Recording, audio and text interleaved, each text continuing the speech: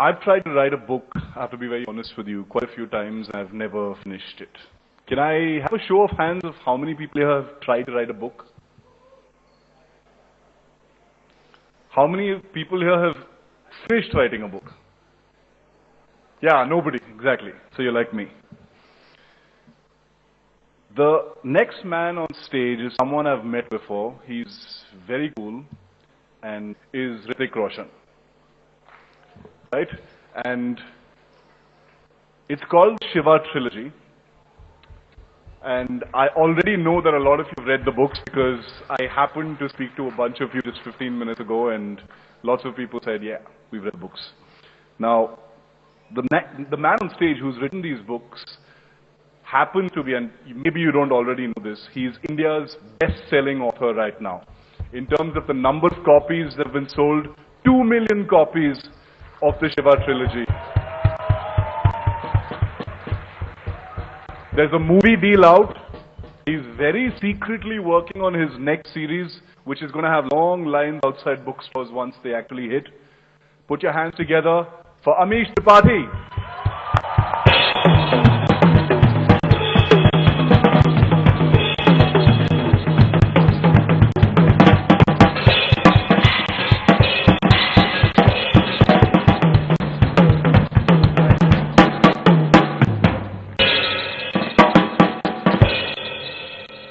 Wow, that was a good drum roll.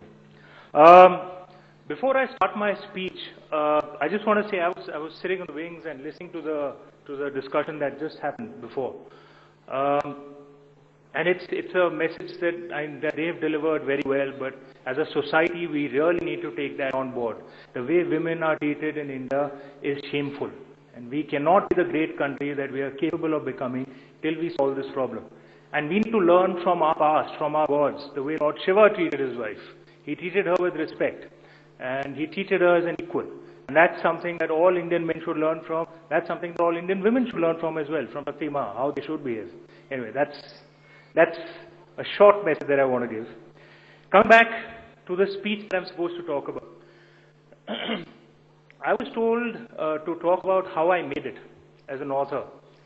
And it reminded me of an experience I had recently, an interview with a journalist, and a very young journalist. And right at the outset, before the interview began, she told me that she found me inspiring. That kind of scared me a little bit, because, well, it scared anyone. So I told her that, look, I'm not really all that inspiration worthy. There are a lot of people far more inspiring than I am. But she kind of ignored my comments and just carried on with her, what she wanted to say. I think she was one of those rare Indian journalists who are not interested in the answers that the interviewers give. So she carried on with what she wanted to say. She said that she hated her job, she hated her boss, she felt that she was underpaid, she felt that she was undervalued in her office. Clearly, she didn't work at India Today. And she said that the thing that kept her going, her escape, was a book that she had in her heart. And that was her escape. And she started writing her book as well. And she told me with mock seriousness that her dream was to resign from her job, complete her book, and become an overnight success like I did, apparently. So, I was obviously taken aback. I didn't know if she was serious or not, but I was obviously taken aback, because what if I told her something inspirational? And what if she went back to her office and told her boss something with some 4-letter words thrown in? And what if there's no need for a drum roll on that, man. Okay. And what if she resigned from her job without having another job, right? I didn't want that on my hands, yeah. She was a young and restless kid. So I thought, okay, how do I convey my points to her? How do I tell her that you shouldn't go off course, but you still need to chase your dream? Because it's obviously scary to go off course in life, but it's even more depressing to kill your own dream. So I thought maybe I can tell her about my life, about how I made it as an author, and maybe that could provide some lessons to her, and that's what I'm going to recount out here. At the outset, the main point is this. There's no such thing called an overnight success. Okay, that doesn't happen. It's a cliche, but it took me 8 years to become an overnight success. Okay? There are many problems that I face. I'm going to talk about 3 key things. The first problem that I faced was the writing process itself. Okay, I got an idea for a book many years ago. The tiny minor problem, when I got the idea, was I had written absolutely no fiction ever in my life before that first book. Not even a short story in school, absolutely nothing. All I had written was some terrible poetry in college, which nobody read. That was for my girlfriend, who is my wife now. Yeah. One of the reasons I married her is she didn't laugh at my poetry. Okay. So I had no background on how to write a book. So obviously it was a difficult thing to do, because the first thing, and imagine if you've never even walked before and you decide you're going to run the marathon. So I started working, okay, at writing my book, and it was damn difficult. I've spoken about this many times. At the beginning, it had almost come to a halt, the writing process at some stage. And I had almost given up, okay, and it was the logical thing to do. Most of my friends who knew me, they knew that I was creatively challenged, to put it politely, okay. Most of them would laugh at my dream that I actually wanted to write an entire book. And some of the kinder friends told me, yaar ye kitab chhod, let's go to a pub. Fortunately for me, I was surrounded by a family full of really positive people, and they supported and pushed me. And remember, I was working at that point of time as well. I wrote my first 2 books along with my job. Because they supported me, I kept writing, I kept at it. And slowly, the book emerged. Malcolm Gladwell, I'm sure all of you have heard of him. Malcolm Gladwell had said, someone said yes there. Okay.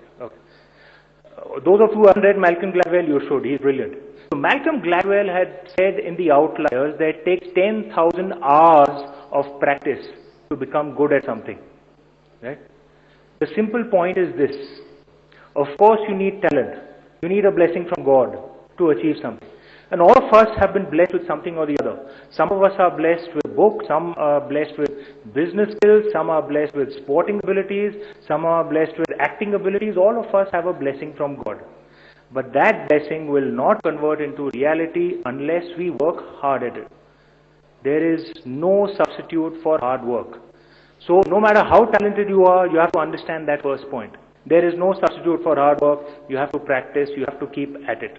And the harder you work, you'll realize, the luckier you become. That's the first point. The second point is on self-belief.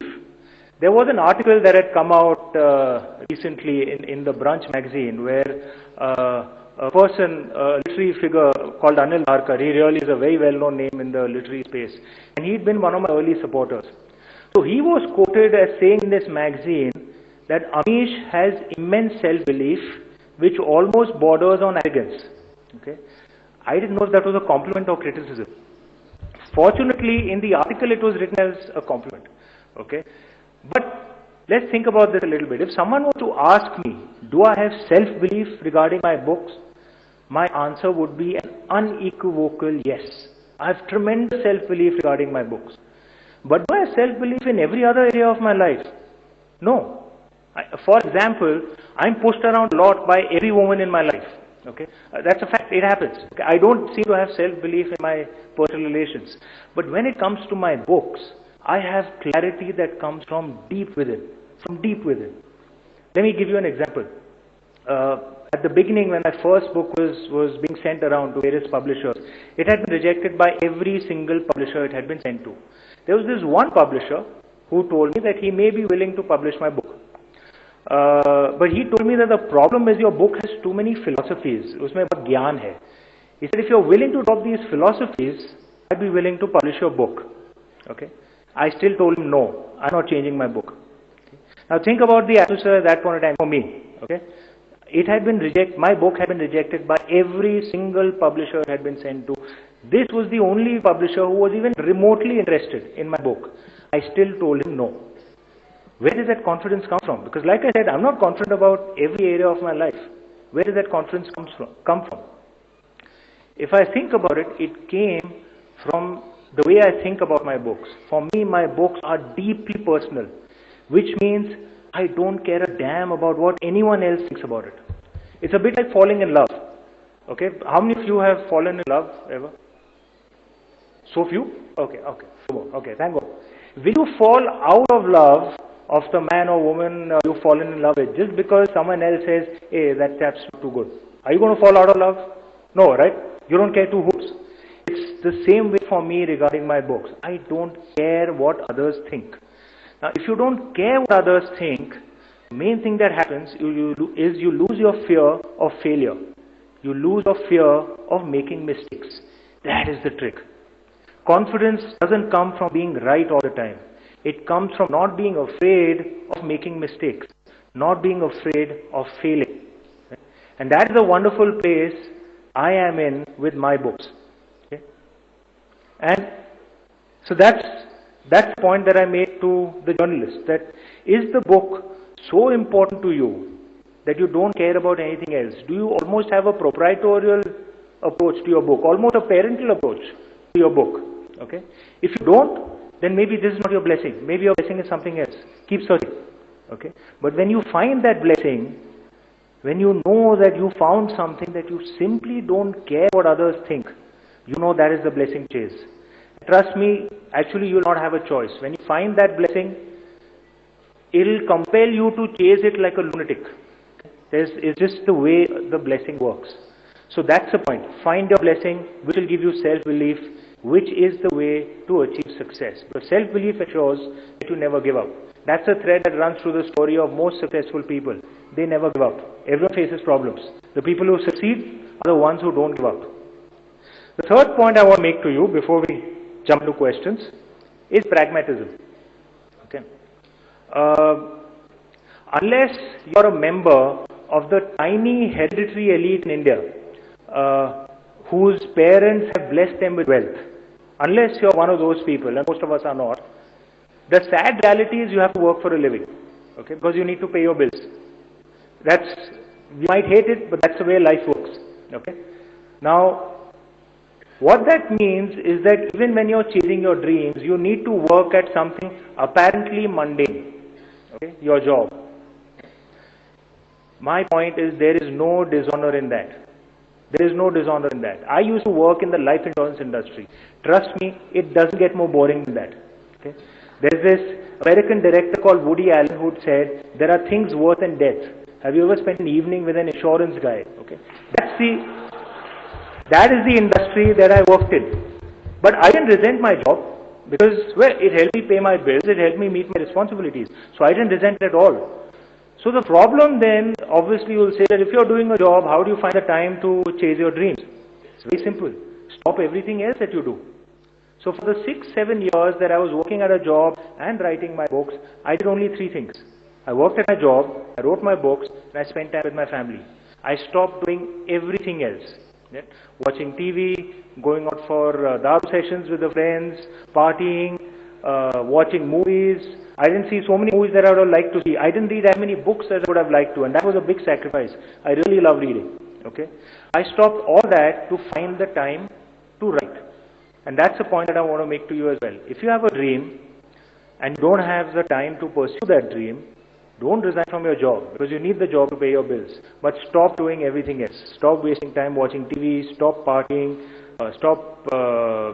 and cut down movies as much as you can. Stop reading books, except for my books. Read my books, okay? But stop reading other books. Thank you. That was a good rumble. Okay. So, much better. Okay. So,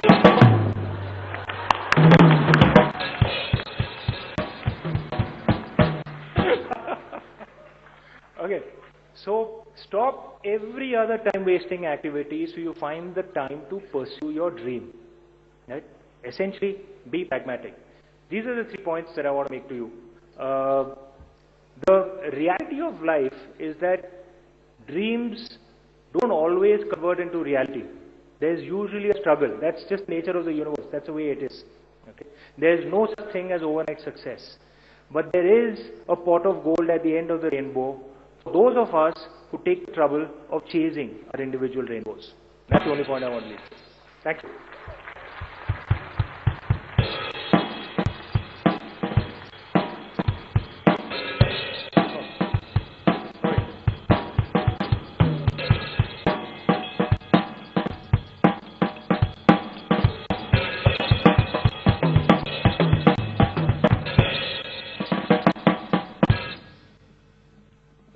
I'd usually like to start by asking my question first, but I know how many of you have questions for Amish, so I'm going to be generous this time. And first question for the audience. Okay, yeah, lady in the glasses in the green there. Yeah, go ahead. Hi.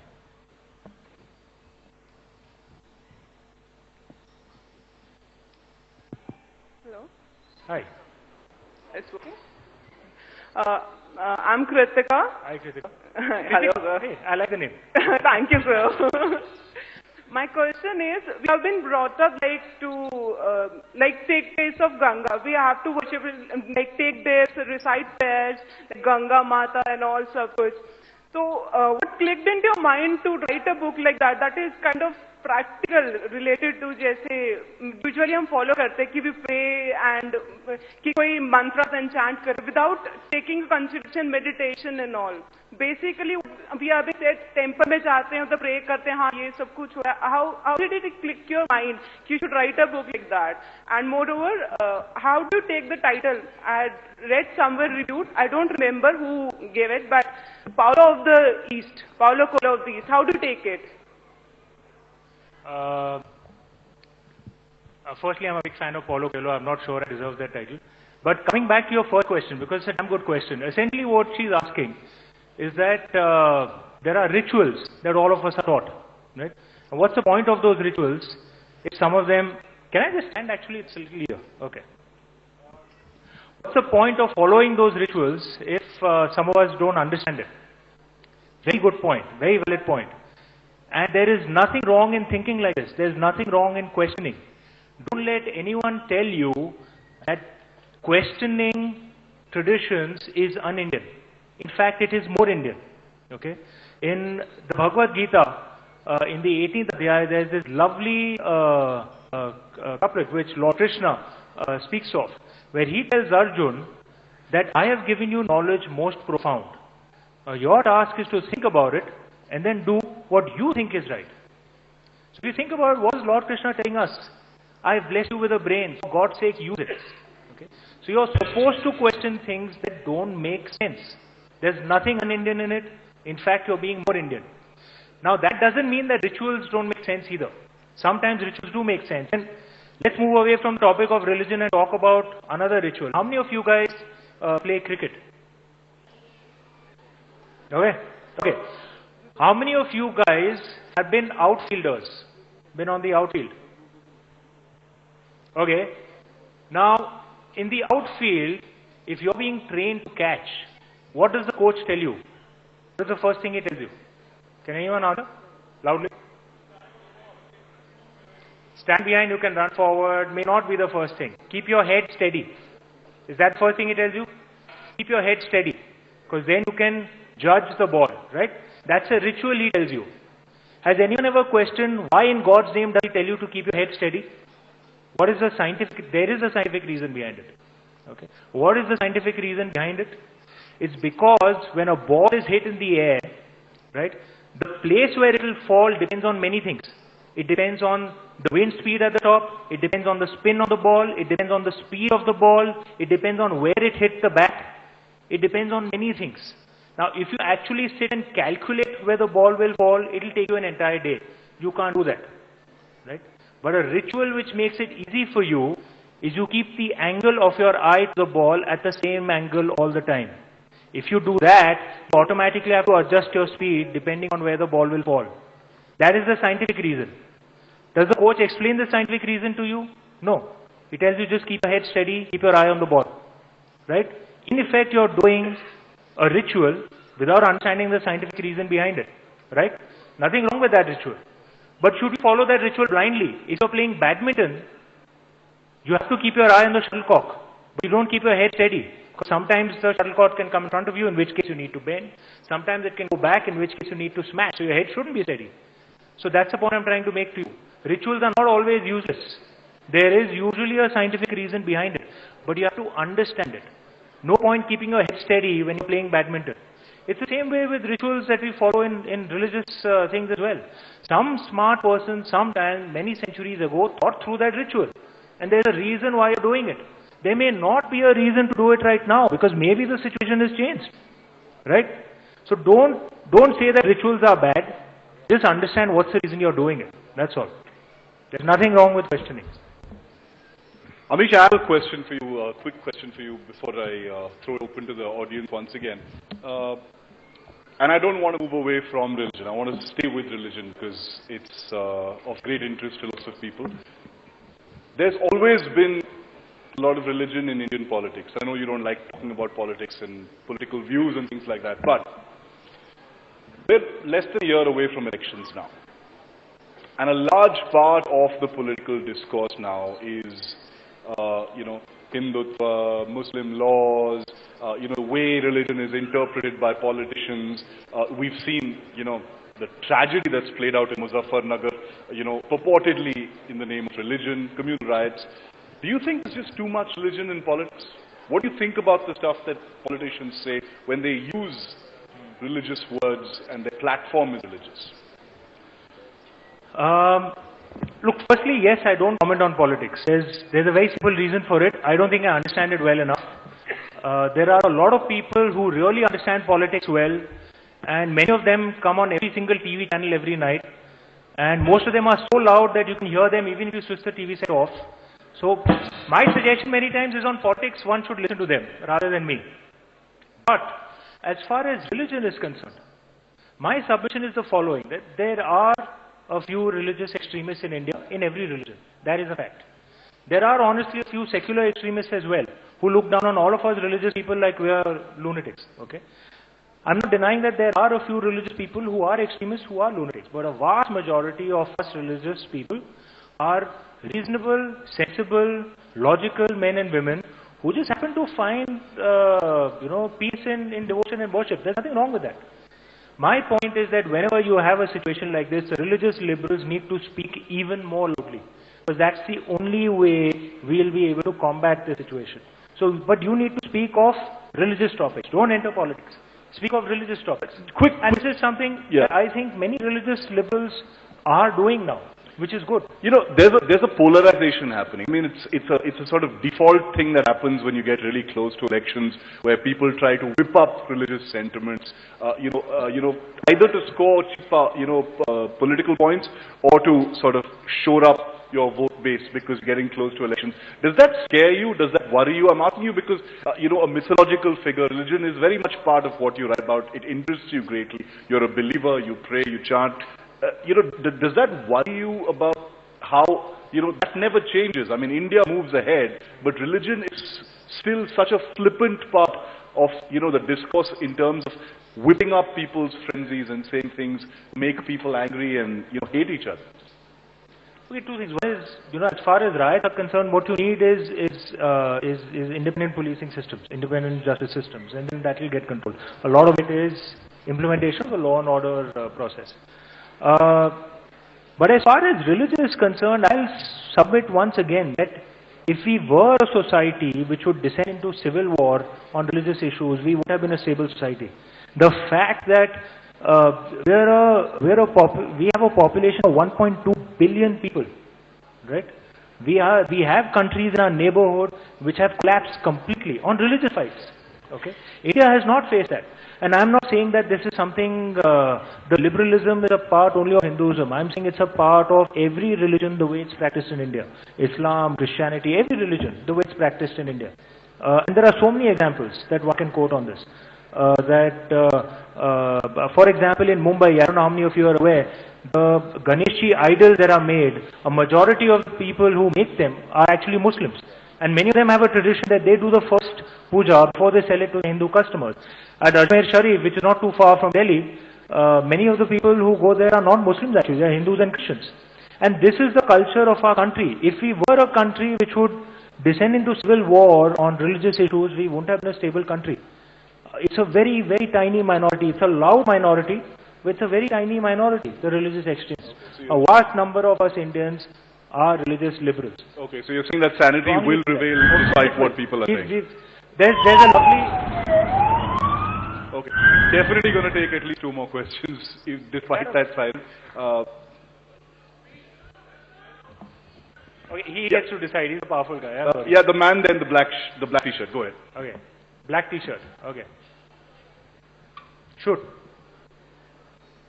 Hi. Check. What are your views on idol worship? Because personally, I don't believe in idol worship, and that's what I've been taught by my parents. So, what are your views on that? Okay, you know, when I was invited here, the India Today guys told me, look, this is going to be a fun, relaxed, youthful session. These are all intelligent, hard questions, man. I mean, Viva India, yeah? Viva India. Our youth are good. Okay. Very good question. My point to you is the following. If you go into the Vedas, okay, into the Puranas, into the Upanishads, you will find that the concept of God exists at 4 levels, okay, in Hinduism. There is one level right at the top which is called the Nirgun Nirakar concept of God, a formless God, okay.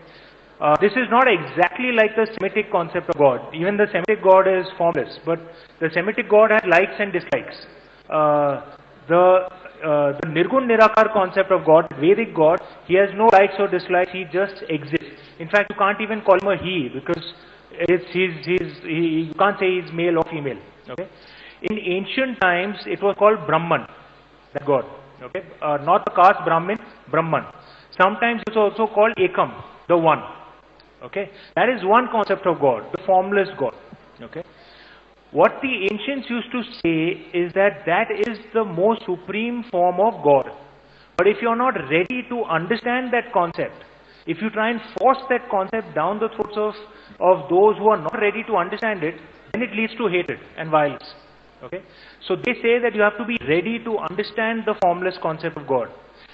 Therefore, there is another concept of God called the Akar concept of God, where God takes a form, like Lord Shiva, Lord Vishnu, Lord Brahma, Shakti Ma, where he is become anthropomorphic.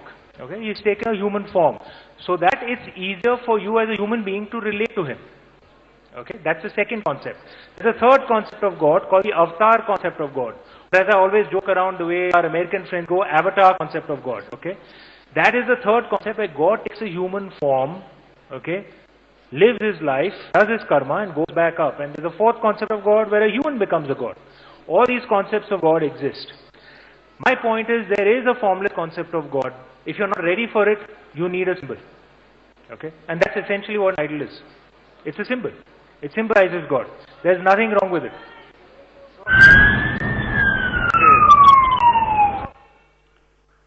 Lots of questions. There are at least like 50 people in the audience who have questions, but you heard the siren twice, so trust me, I don't have a choice in the matter.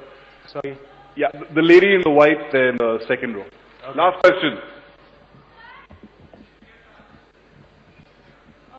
There.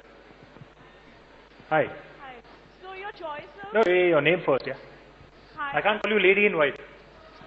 Hi, I'm Amshin. I'm a blogger with Coolidge. Okay. Your choice of matter for your trilogy has been very Sorry, can't hear you clearly. Can you fix the other? Hello, now Yeah. can you hear me? Yeah. So your choice of matter for your trilogy has been very different from what a lot of writers have been writing in India and have been becoming popular through that. So was your inspiration strong enough that you held with your belief that your books will sell, or were you a little apprehensive in the beginning when you were writing about fictionalizing religion? Okay, the honest answer is when I was writing, I didn't even think it would get published. So those thoughts weren't really there in my mind. I thought the book's going to remain on my laptop. When my book was going around to various publishers, yes, one publisher did tell me that I picked a bad topic, that I picked a religious topic, and apparently the youth aren't interested in religion, so it's not going to sell. And I was advised to write a love story set in my Calcutta days. Now, I couldn't really write that because I've been with one girl since when I was 17 years old. Okay, I met her when I was 15, and I married the same girl. So I've been with her for more than 20 years. So I haven't been through, those breakups and, one-night stands, and I haven't been through all that. So I can't really write love stories because I don't have much experience of it. So I guess that also kind of forced me not to take up those kind of stories. And I write stories which inspire me, which is this. Having said that, I'm not going to deride the love stories that are written. They sell well as well, and I'm sure they serve a purpose as well. All of us have fallen in love. What was the real inspiration behind such a subject? Lady, I'm really sorry. Completely out of time. We have to use strong arm tactics here since I Shiv just and wanted- Amish together completely decided to ignore all the sirens.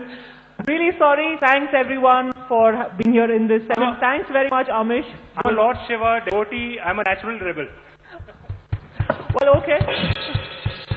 Clearly, getting Shiv to moderate the session was a conflict of interest. Can I please request on stage Mr. Ashish Bagga, Group CEO India Today, to give a small token of appreciation to Amish, and a huge round of applause. Thank you very much. And apologies for everyone who couldn't get a question in. I still don't hear it. Anyone clapping in the audience? I still can't hear it. Thank you.